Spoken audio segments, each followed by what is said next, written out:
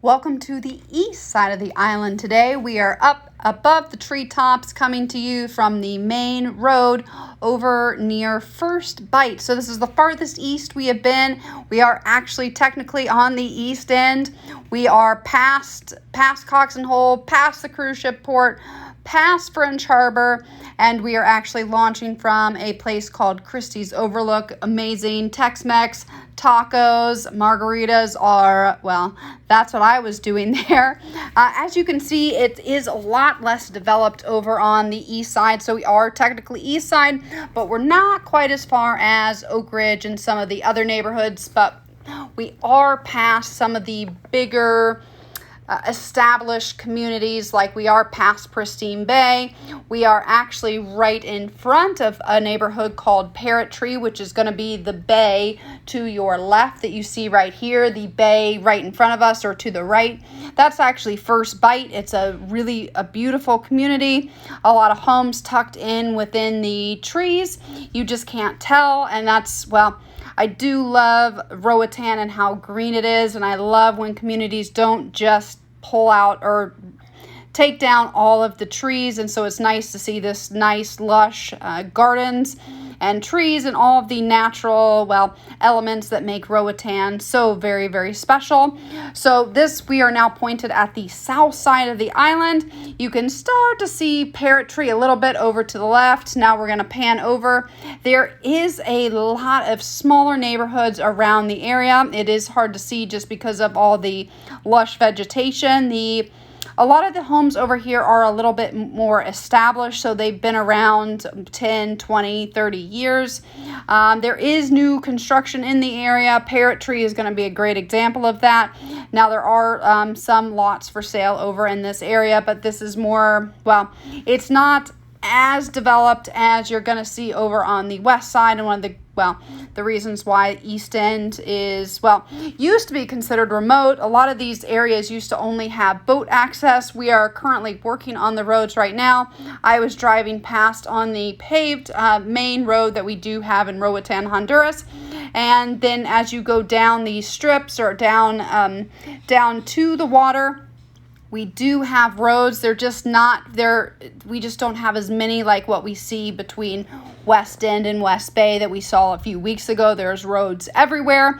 And a lot of times to get those roads done quickly, all the neighbors band together and then finally pay to make it a private road. Sometimes you can ban and ask the municipal, but that's a whole nother scenario right here. But we are on the south side of the island. It is nice and flat. The water is like glass, which is nice. This is the first time I had the drone out in a couple weeks because we are in rainy season, but you can tell it is crystal clear skies. Now we're going to zoom over to the north side of the island. You can see it just a little bit from where we're at. It's actually flat on the north side too. There's like no wind after we just had a storm. You can tell that there is a decent bit of development in the area, but it is not anywhere close to what you see over in the West End, West Bay areas. Once again, this is Parrot Tree with the orange roofs. There's actually a harbor over here. There's sailing. There's a marina. There are several condo complexes in addition to the single family homes that you can kind of see to, right in front of me is where all the single family homes are. What we just passed is more of the condos. And a lot of these homes used to be, maybe not in this exact area because we are in First Bight right now. But a lot of boating communities. These communities used to be boat access only.